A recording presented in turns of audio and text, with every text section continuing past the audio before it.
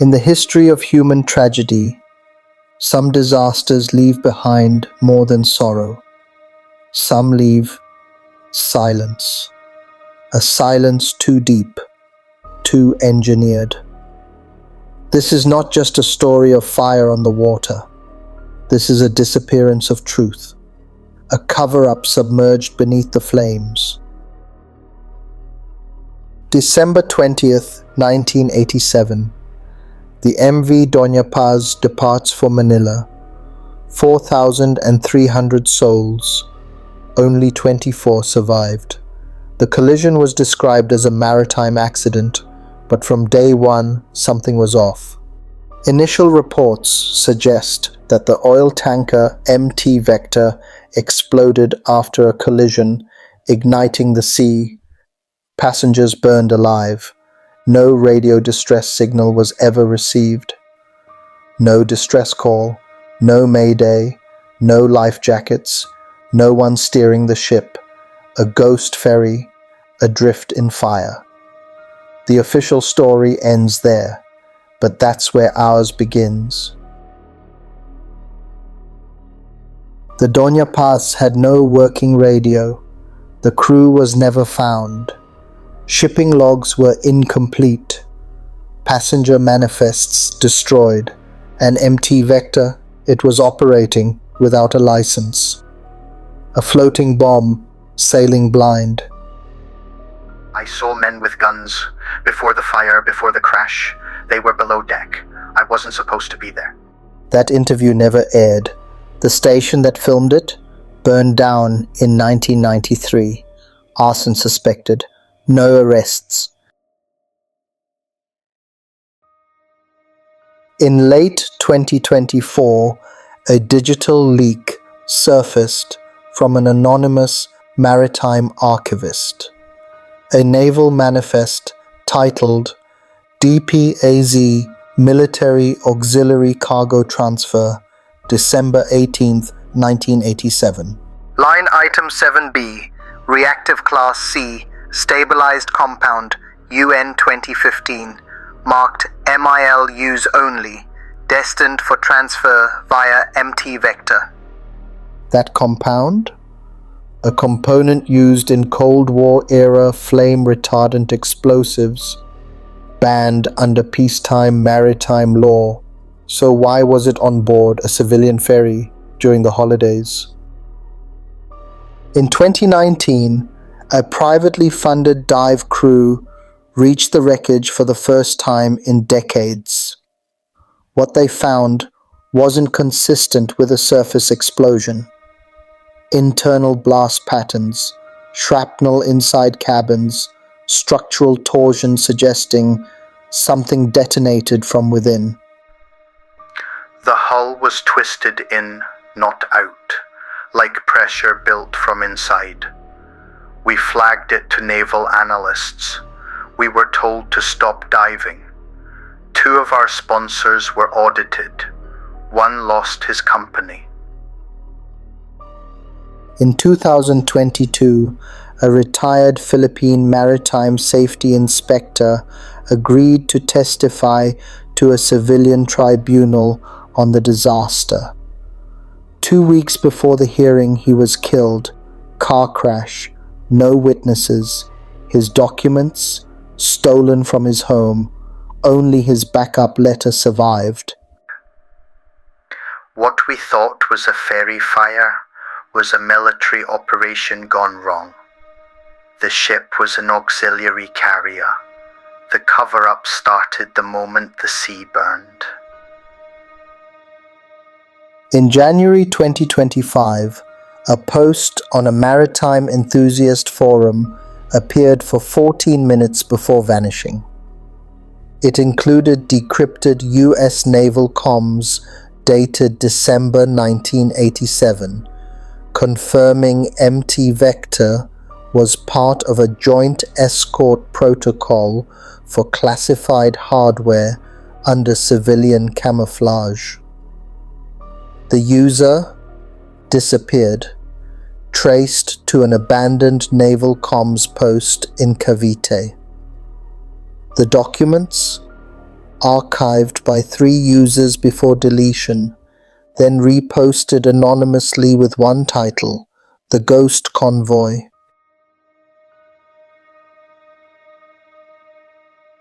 One ship with no manifest, one tanker carrying more than fuel, a second explosion that no one can explain, military compounds on a civilian route, a dead witness, deleted interviews, suppressed dives, silent officials.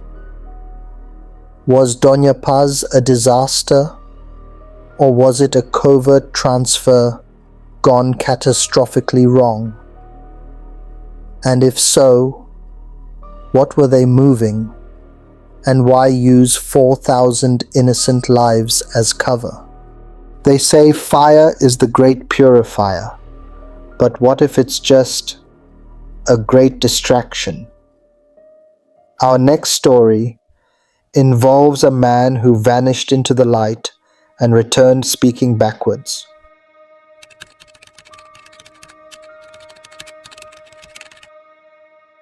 Most people vanish without a trace. Bruno Borges vanished and left too many. 14 encrypted books, a statue of a heretic philosopher, occult symbols, astral maps, walls covered floor to ceiling in code. The world asked, who is Bruno Borges? But the better question might be, what did Bruno Borges become? March 2017, Acre, Brazil. Bruno tells his parents he's writing something that will change humanity. Then he disappears. The room is a cipher in 3 dimensions, every inch coded, the books sealed, the language unbreakable. Online, the world tries to solve it. Reddit explodes. Conspiracy forums ignite. Some say he was building a portal, others a manifesto. A few say it was a ritual. The statue at the center isn't random. Giordano Bruno, burned at the stake for teaching that infinite worlds exist. Bruno Borges positioned the statue like a sentinel, guarding something, facing north, in line with Orion's belt. The layout of the room mirrors the Fibonacci sequence. The books, not numbered 1 through 14, but 3, 6, 9, 12, the Tesla code. The encryption wasn't just for security, it was layered meaning, psycholinguistic patterning, used in MKUltra, hypnotic cue structuring. 29 days later, Bruno returns, calm, clean, well-fed, says he was on a journey, offers no answers, then disappears from the spotlight. Borges has re-emerged and claims he's working on publishing his books. He says they must be read in order or not at all. But then things got stranger. In 2021, a scanned copy of Book 8 leaked on a cryptographic dark web forum called Gate 17. It was written backwards, entirely, in Latin, Greek, and what one user called a non-human substitution matrix. The text contained formulas describing consciousness separation, a ritual involving sensory deprivation and vibrational symmetry. Experts say parts of it mirror CIA remote viewing documents from Project Stargate. In 2023, a Brazilian cognitive linguist named Dr. Isadora Paes claimed she cracked one of the sub-layers in Book 5.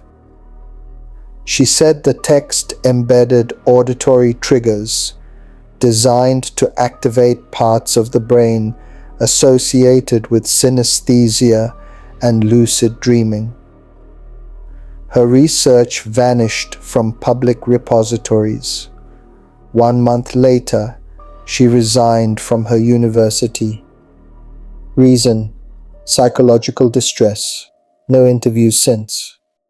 Borges resurfaced briefly in late 2024 in a podcast episode titled The Space Between Minds. It aired for 53 minutes before being deleted.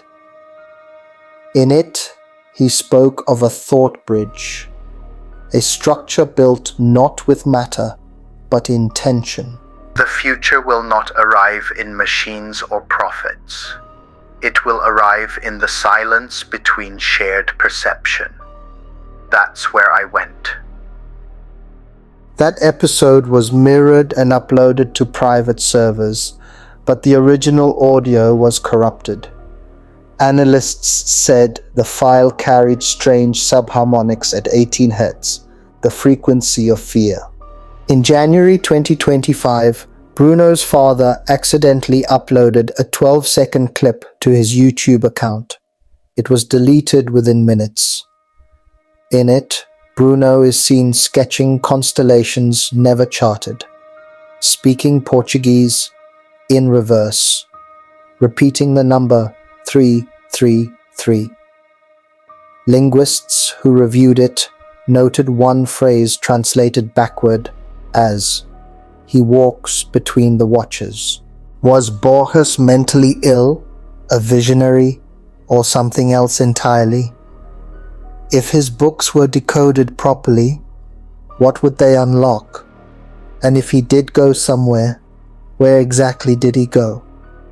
And who or what helped him come back? Bruno returned, but he wasn't the only one who did.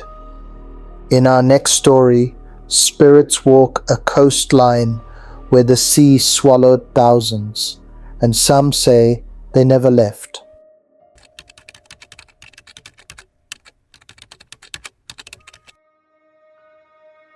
March 11th, 2011.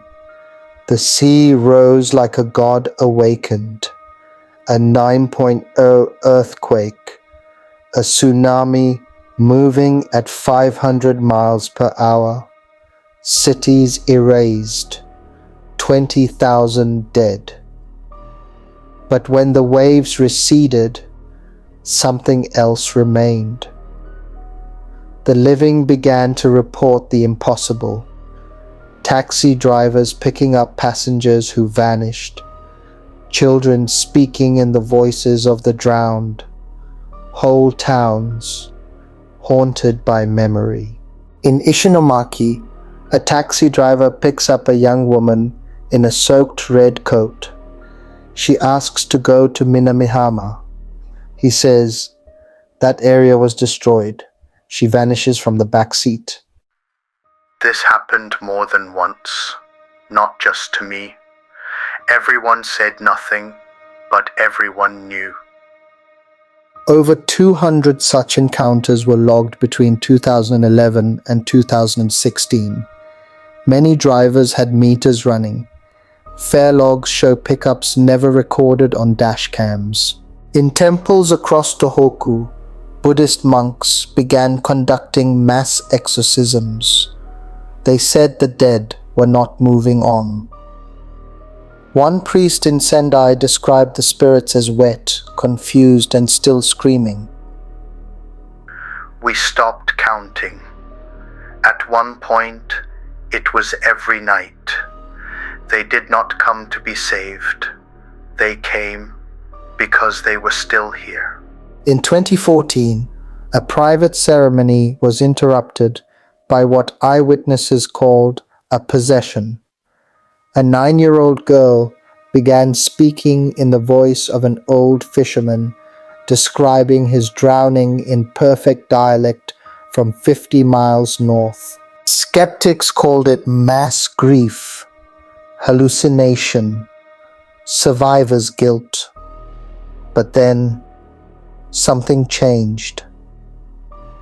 In 2017, Tohoku University began quietly studying the region. A team led by Dr. Ryota Shinoda installed electromagnetic field readers in abandoned homes near Rikuzentakata.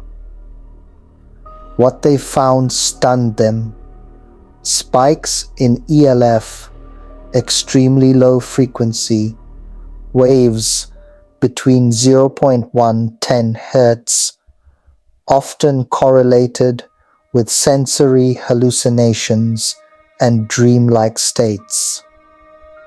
They called it residual emotional fields. The study was shelved, the paper never published. Shinoda's team disbanded. He stopped teaching. No public statement since.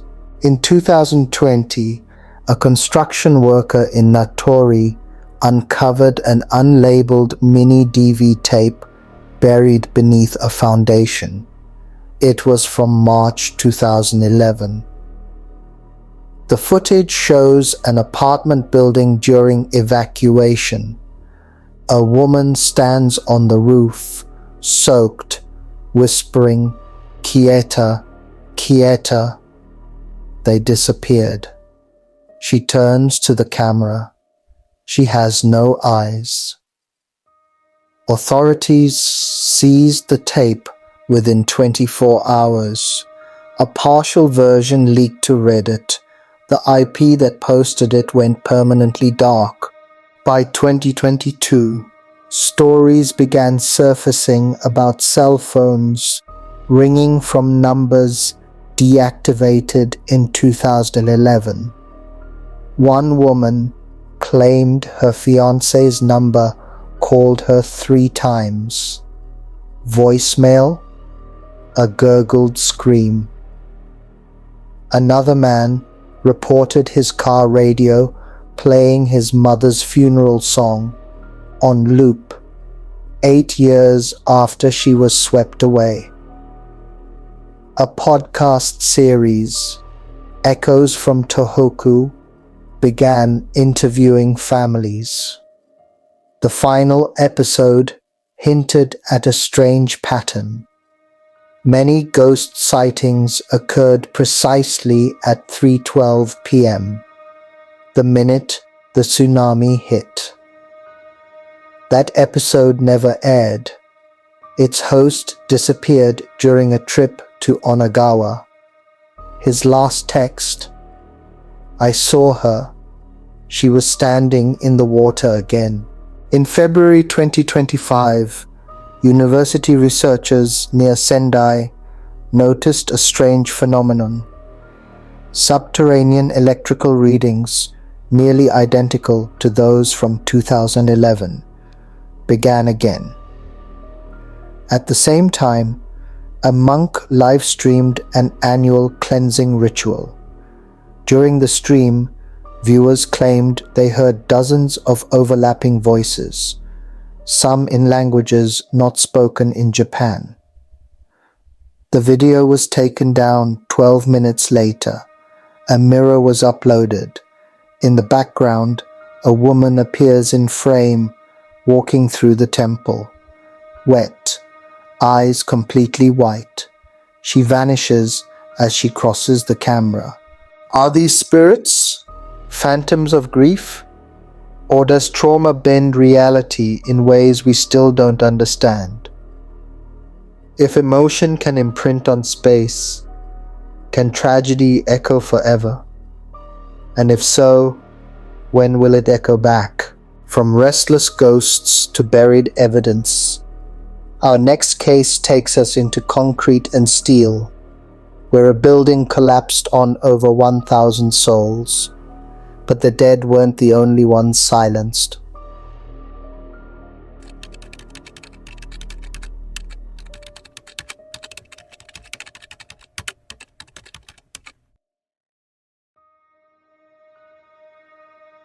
April 24th, 2013. At 8:57 a.m., the Rana Plaza building in Savar, Bangladesh, collapsed like a pack of cards.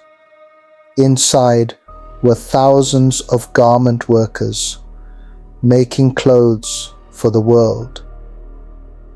1,134 people were killed, the deadliest garment factory accident in history. But this was not an accident. This was engineered negligence. And what followed was even worse. The day before the collapse, cracks appeared in the walls. Engineers warned the building was unsafe. Workers were told to go home.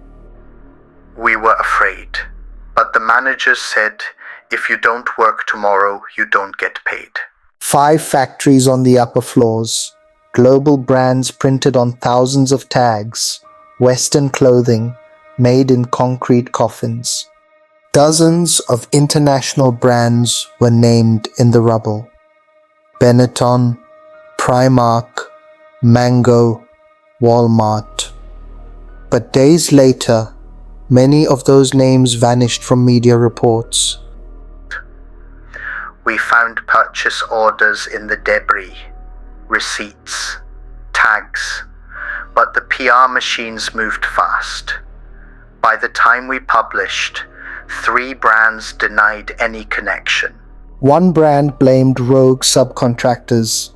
Another said it hadn't placed orders there in months, despite invoices dated days before. Security footage from inside the factory has never been released, not to courts, not to survivors, not to investigators.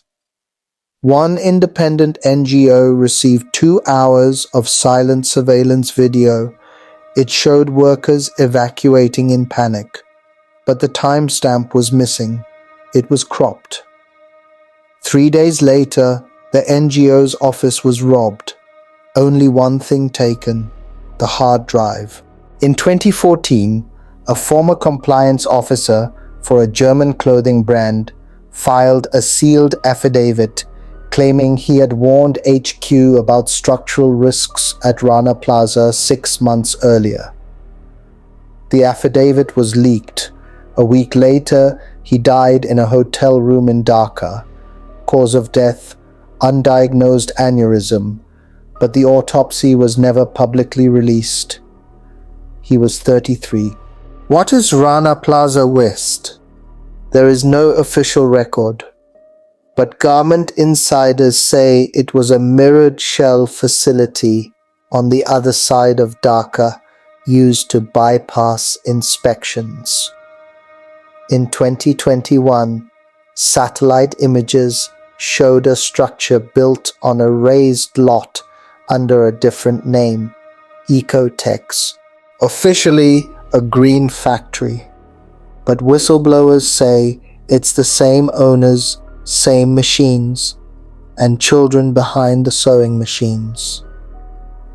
In 2025, hidden camera footage from a Bangladeshi activist surfaced online. It showed children working inside Ecotex, some no older than 9.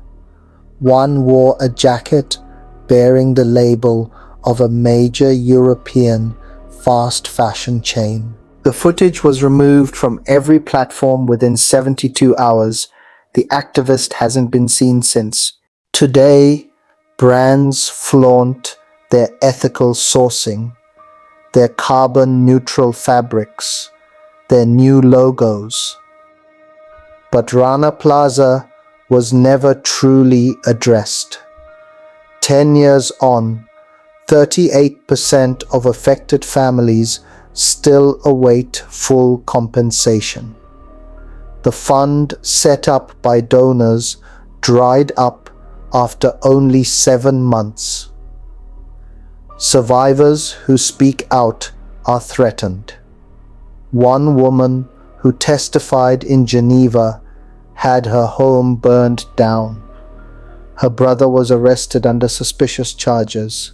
In the end, only one man was convicted for the collapse, building owner Sohail Rana. He was sentenced to jail for corruption, not for murder. The global supply chain remained intact, cheaper, faster, bigger.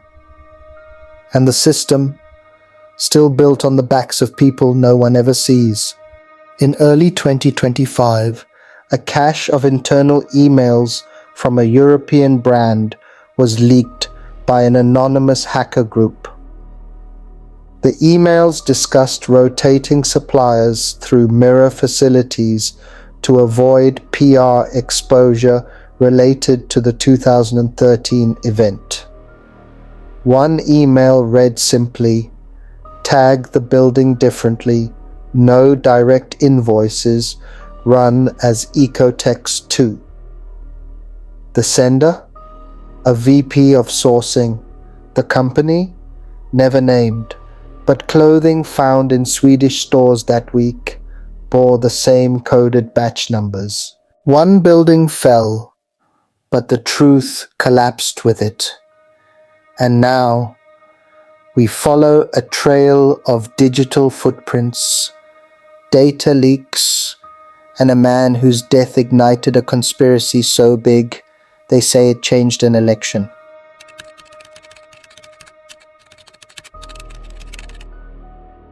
July 10th, 2016, Washington, D.C., 4:19 a.m. A young man is found shot in the back on a quiet residential street. Wallet, phone, watch, untouched. His name was Seth Rich, a data analyst for the Democratic National Committee. The police called it a botched robbery, but the world didn't buy it. Seth Rich was 27, a voter outreach specialist, by all accounts, dedicated, passionate, idealistic. Authorities have no suspects, no motive, no leads. The case remains open. No footage, no witnesses, no arrests, just 2 bullets, and a conspiracy that exploded. 13 days after Rich's death, WikiLeaks published a trove of internal DNC emails. Emails that exposed bias, internal sabotage, and preferential treatment for Hillary Clinton. Julian Assange hinted that Seth may have been the source.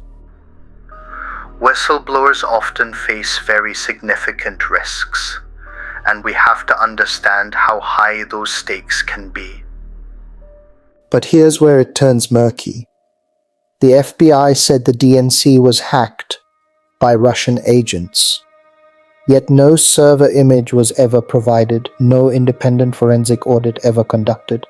In 2017, a former DNC operative leaked internal transfer logs.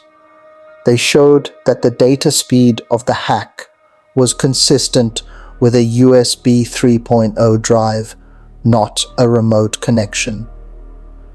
Cybersecurity analyst William Binney, former NSA, backed this up. He said the timestamps proved the data was leaked internally.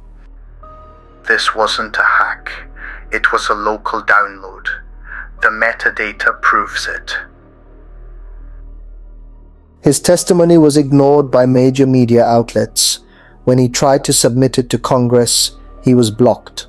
In 2021, a FOIA request revealed something stunning. Seth Rich's laptop was held by the FBI for 4 years, despite public denials. The FBI had over 20,000 emails and documents from his hard drive, but when asked for them, they claimed national security exemptions. One internal memo, leaked in 2023, described the contents as potentially disruptive to ongoing narratives. What was on that laptop? Why was the truth hidden from Seth's own family? Seth's parents asked for peace, but they were also misled. In 2018, they sued Fox News for fabricating a story about their son. But the lawsuit revealed something chilling. Private investigators were being silenced, and surveillance footage went missing. In 2022, private investigator Rod Wheeler stated under oath that Seth was in contact with WikiLeaks and that he was warned not to pursue the angle further. In March 2025, a digital crime podcast called District Data released an unreleased internal MPD document, a forensic packet showing remote login access into the DC evidence server. The logs show Rich's laptop was accessed 4 hours before MPD officially logged it. The IP? A contractor that once worked with CrowdStrike, the same firm hired to investigate the DNC hack. The podcast was removed within 2 hours. The host's Twitter was suspended. Her last message: "I hope someone else picks up the thread." If Seth Rich was just a victim of street crime, why has the case remained sealed? Why does the FBI treat his laptop like a state secret? And why do people who ask questions get erased? And if Seth was the source of the DNC leak and not Russia, what does that mean for 2016, for everything that came after?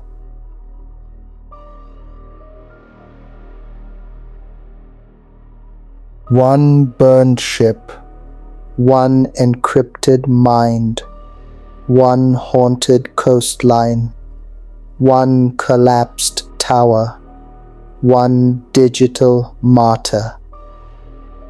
These weren't just tragedies, they were messages, scattered, suppressed, forgotten. But now you know, and once you know, you can't unsee it.